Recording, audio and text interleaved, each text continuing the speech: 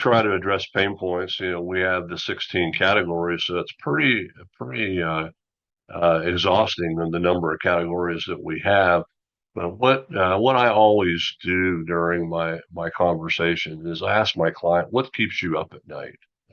And quite often there could be something that's not Schooley Mitchell related. It could be totally out of the blue, some other reason that keeps them up at night. And I'll give you an example. So I have a client that asked me that question or answered that question and said, "Well, we want a contract on a job, and we're having difficulty on the technical aspect of the contract, and that's not something Schooley Mitchell does." And I said, "Tell me more."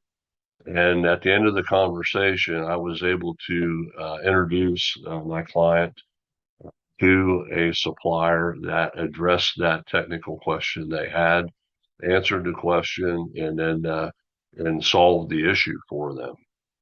Later, he said, "You make any money on this, Rod?" And I said, "No, but someday down the road, you'll pay me back, and no worries."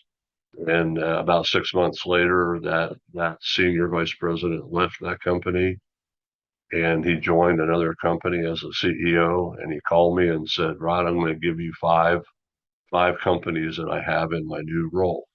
Well, that's my payback for you, Rod."